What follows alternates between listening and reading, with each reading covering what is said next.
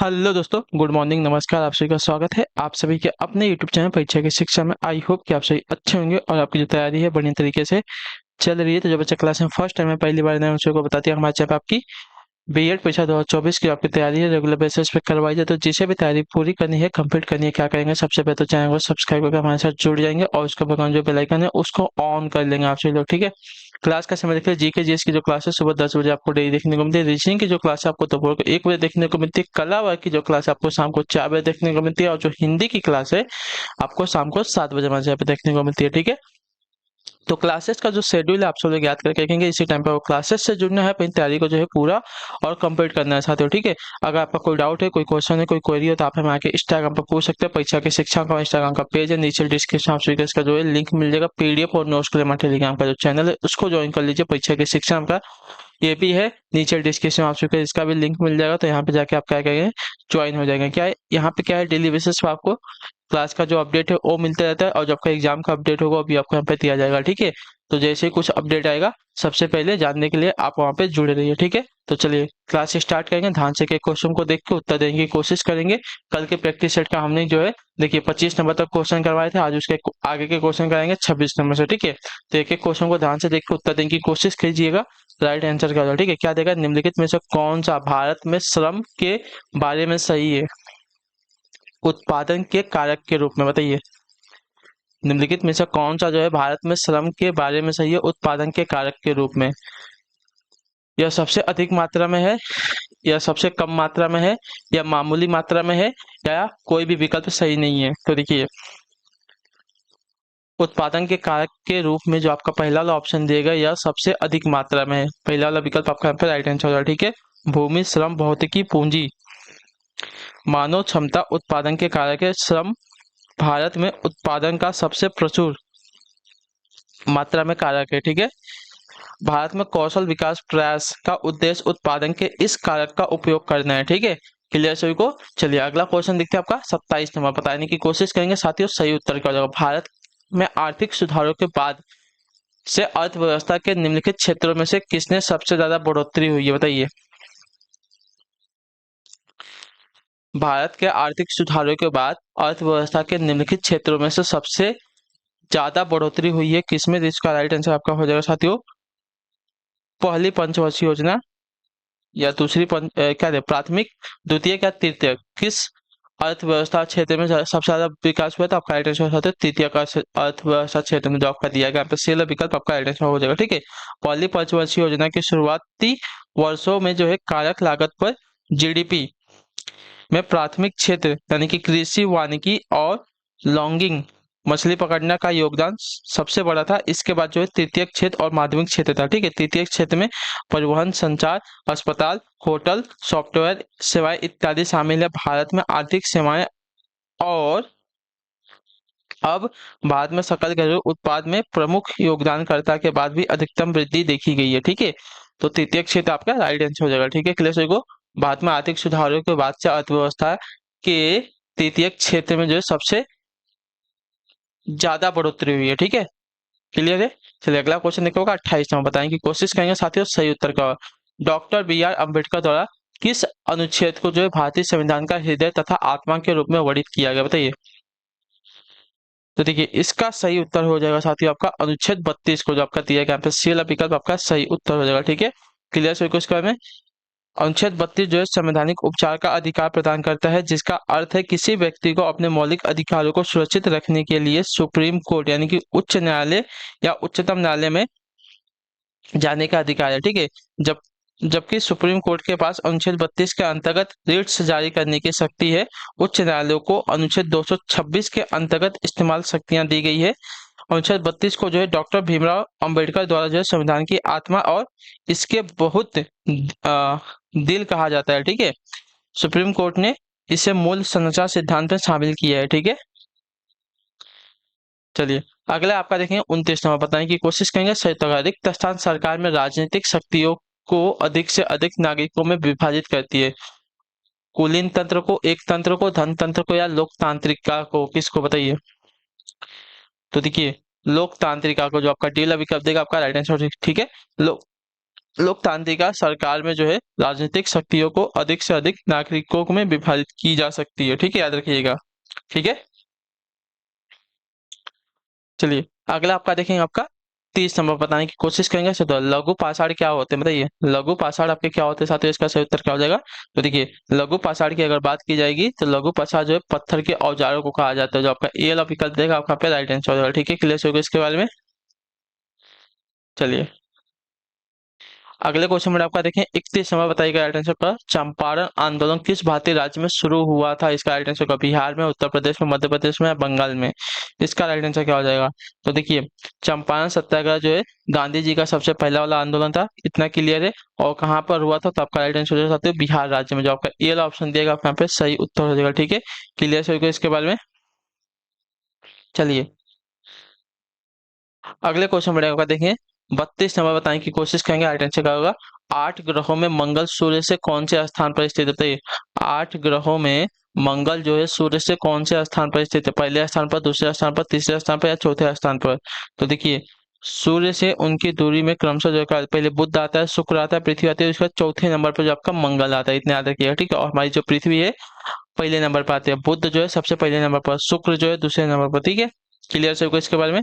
चलिए अगला क्वेश्चन देखते हैं, आपका 33 नंबर बताने की कोशिश करेंगे, सही उत्तर क्या हो जाए। ठीक है, सूर्य का चक्कर लगाने वाले सभी 8 ग्रहों के निश्चित पाथ को क्या कहते हैं बताइए।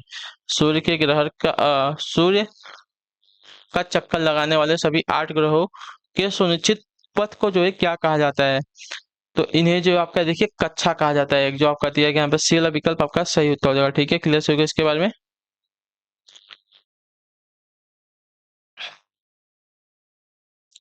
ठीक है, सभी को पता है भौतिक में एक कक्षा एक वस्तु में गुरुत्वाकर्षण के रूप में घुमावदार प्रक्षेप वक्र है, जैसे किसी तार के चारों ओर एक ग्रह के प्रक्षेप वक्र या किसी ग्रह के चारों ओर एक प्राकृतिक उपग्रह है। ठीक है, क्लियर हो गया इसके बारे में।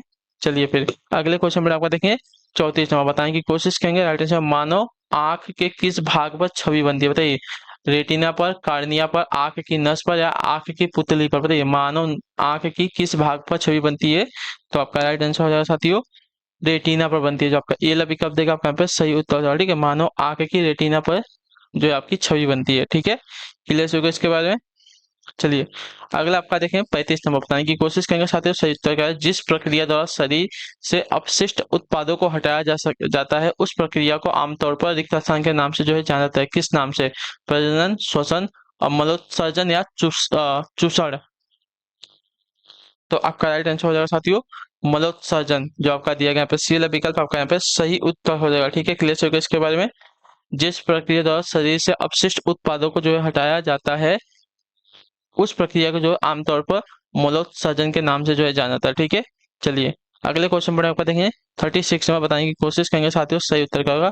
डार्क पेशी डायाफ्राम जो कि आंख का पुतली को नियंत्रित करते हैं, उन्हें रिक्त स्थान कहा जाता है, क्या बताइए। कार्निया, सिलियर मांसपेशियों, आंख की पुतली या क्रिस्टलीय लेंस।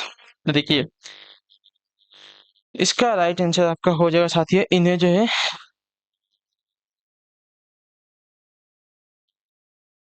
आंख की पुतली कहा जाता है। जो आपका सी पिकअप देगा आपका राइट आंसर हो जाएगा। ठीक है, क्लियर होगा इसके बारे में। आइरिस कार्निया के पीछे स्थित होता है और आमतौर पर आंख के रंगीन भाग के रूप में वर्णित है। आइरिस जो है रेटिना तक पहुंचने वाली रोशनी को नियंत्रित करने वाले आकार को नियंत्रित करता है। आइरिस संयोजिक ऊतक, चिकनी मांसपेशी, फाइबर और वड़क से बना है, जो आइरिस को अपना रंग प्रदान करता है। ठीक है, क्लियर होगा इसके बारे में। अगले क्वेश्चन बढ़ेंगे, आपका देखेंगे क्या देगा। 37 नंबर बताने की कोशिश करेंगे। तो जिस प्रकार के दर्पण हमेशा एक खड़ी तथा आभासी छवि बनाते हैं, उन्हें क्या कहते हैं। अवतल, उत्तल, समतल या कोई भी विकल्प इसमें से सही नहीं है, तो आपका राइट आंसर यहाँ पर हो जाएगा साथियों समतल दर्पण। जो आपका दिया गया यहाँ पे सी ऑप्शन आपका यहाँ पे सही उत्तर हो जाएगा। ठीक है, समतल दर्पण तो किसी वस्तु का प्रतिबिंब बनने की प्रक्रिया जो होती है कैसी होती है, हमेशा एक खड़ी तथा आभासी छवि बनती है। ठीक है, क्लियर हो गया इसके बारे में। चलिए अगला आपका देखेंगे, 38 नंबर उत्तर देने की कोशिश करेंगे साथियों, सही उत्तर का। किस घटना की वजह से पानी के गिलास में रखा नींबू अपने वास्तविक आकार की तुलना में बड़ा दिखाई देता है बताइए। इसका राइट आंसर क्या, किस घटना की वजह से पानी के गिलास में रखा नींबू अपने वास्तविक आकार की तुलना में बड़ा दिखाई देता है। इसका राइट आंसर क्या हो जाएगा साथियों? प्रकाश के परावर्तन के कारण, अपवर्तन के कारण, या कुल आंतरिक प्रतिबिंब के कारण, या मृग तृष्णा के कारण। तो आपका राइट आंसर यहाँ पे हो जाएगा साथियों प्रकाश के अपवर्तन के कारण, जो आपका दिया गया यहाँ पे बी वाला विकल्प आपका सही उत्तर होगा। ठीक है, जब विद्युत प्रकाश के रूप में विद्युत चुंबकीय विकिरण एक पदार्थ या माध्यम से दूसरे में प्रवेश करता है तो प्रकाश तरंगे एक घटक से गुजर सकती हैं, जिसे अपवर्तन के रूप में जो है जाना जाता है, जो प्रकाश के दिशा में झुकने या परिवर्तन से प्रकट होता है। ठीक है, अपवर्तन तब होता है जब प्रकाश दो माध्यमों के बीच अपवर्तन सूचकांक में कोई अंतर होता है, केवल एक माध्यम से दूसरे तक जो है प्रकाश गुजरता है। ठीक है, क्लियर हो गया इसके बारे में। चलिए अगला आपका देखेंगे 39 में बताने की कोशिश करेंगे। राइट आंसर होगा MP3 प्रारूप क्या बताइए? MP3 प्रारूप आपका क्या होता है? तो देखिए MP3 प्रारूप आपका ऑडियो प्रारूप होता है। ठीक है, ऑडियो प्रारूप यानी कि जिसमें सिर्फ गाना आपको सुनाई देता है। ठीक है, आप देख नहीं पाते उसको कहते हैं। ठीक है, अगला आपका देखेंगे 40 नंबर बताने की कोशिश करेंगे। शर्तों का बूझा बिना बूझा हुआ चुने का रासायनिक सूत्र क्या बताइए? बिना बूझा हुआ चूने का रासायनिक सूत्र क्या है? तो देखिए बिना बूझे हुए चूने का रासायनिक सूत्र आपका CaO है। ठीक है, जो आपका ए वाला विकल्प देगा कहाँ पे सही उत्तर है। ठीक है, कैल्शियम ऑक्साइड, जिसे आमतौर पर क्ल्यूकलाइम या जला हुआ चूना कहा जाता है। ठीक है, यह व्यापक रूप से इस्तेमाल किया जाने वाला रासायनिक यौगिक है। यह कैल्शियम कार्बोनेट को जलाने या गर्म करने से जो है प्राप्त होता है, जो प्राकृतिक चूना पत्थर जमा में होता है। ठीक है, चलिए अगले क्वेश्चन बढ़े आपका देखें क्या देगा 41 नंबर। ठीक है, बताने की कोशिश करेंगे। राइट आंसर क्या होगा? कागज का जलना किस प्रकार की अभिक्रिया का उदाहरण बताइए? कागज का जलना जो है किस प्रकार की अभिक्रिया का उदाहरण है? तो देखिए कागज का जलना जो है एक आपका रासायनिक अभिक्रिया है, जो आपका दिया गया यहाँ पे बी वाला विकल्प आपका सही उत्तर होगा। ठीक है, क्लियर हो गया इसके बारे में। जब पेपर जला दिया जाता है तो राख और धुआं बनने के लिए ऑक्सीजन के साथ जुड़ता है। ठीक है, यह एक रासायनिक अभिक्रिया होती है। तो इसके वजह से जो आपका दिया गया बी विकल्प आपका यहाँ पे सही उत्तर हो जाएगा। ठीक है, क्लियर होगा यहाँ तक। चलिए अगला क्वेश्चन 42 नंबर बताने की कोशिश करेंगे साथियों। सही उत्तर खारे पानी के पारिस्थितिक तंत्र में रिक्त स्थान की मात्रा अधिक होती है किसकी? नमक की, चीनी की, लोहा की, या मैग्नीज की? तो आपका राइट आंसर यहाँ पे हो जाएगा साथियों नमक की, जो आपका ए वाला विकल्प देगा आपका राइट आंसर होगा। ठीक है, क्लियर होगा इसके बारे में।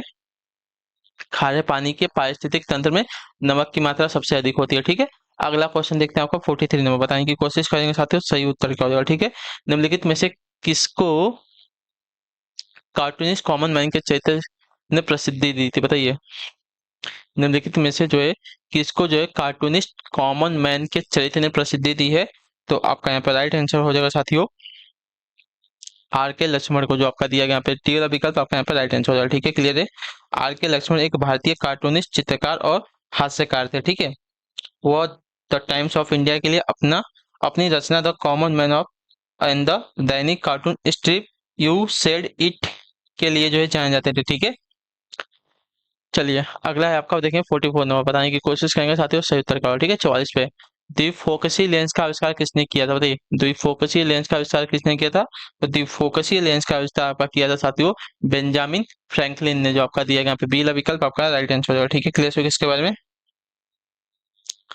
चलिए अगला आपका देखें 45 में बताने की कोशिश करेंगे साथियों सही उत्तर का। कौन सा एकमात्र खेल है जहां राग यानी कि बोलना अनिवार्य होता है बताइए?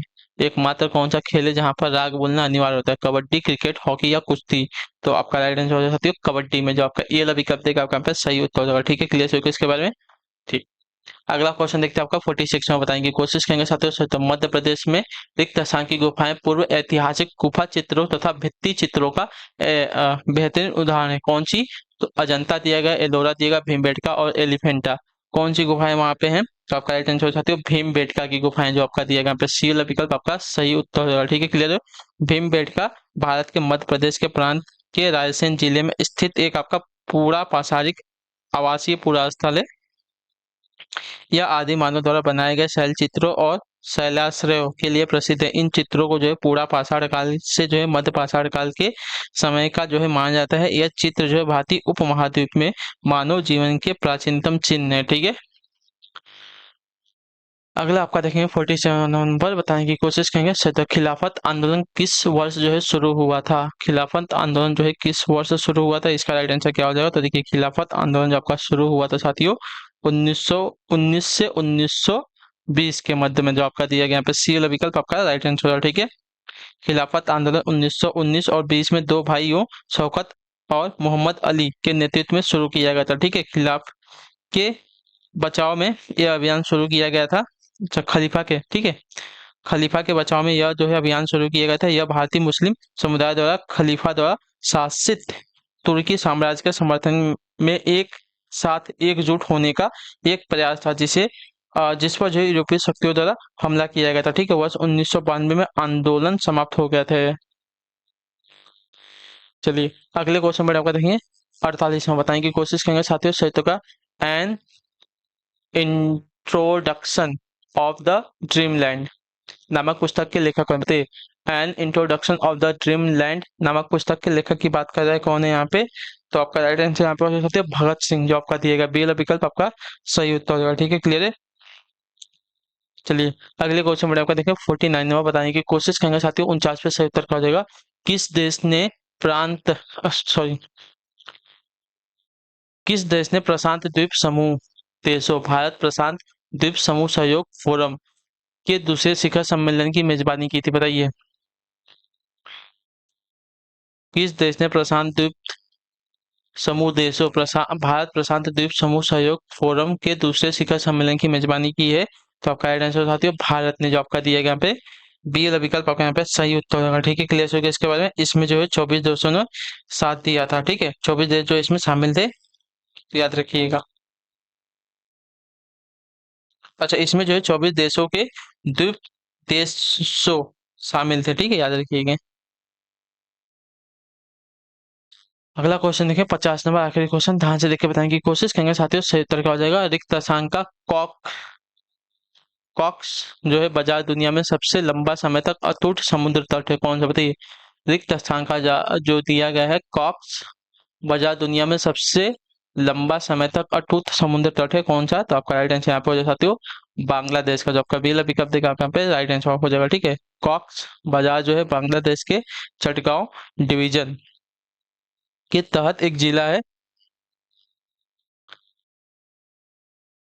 कॉक्स बाजार में समुद्र तट रेतीले हैं और इसमें एक ढलान है 120 किलोमीटर की लंबाई के साथ। यह दुनिया का सबसे लंबा प्राकृतिक समुद्री तट है। ठीक है, क्लियर हो गया इसके बारे में। ठीक, तो इसी के साथ जो आपकी क्लास है आज की यहीं पे कंप्लीट होती है। आई होप कि आपकी जो क्लास साथी अच्छी लगे, अच्छी क्लास को लाइक कर देगा, चैनल पहले तो चैनल को सब्सक्राइब, और हमें जो है कमेंट में अपनी क्लास के बारे में जरूर आपको जो क्लास है साथियों कैसी लगी। ठीक है, तो हम आपसे मिलेंगे आपकी अगली क्लास में, तब तक के लिए टाटा बाय बाय, जय हिंद जय भारत। आप सभी का जो है क्लास से जुड़ने के लिए बहुत बहुत ही धन्यवाद साथियों।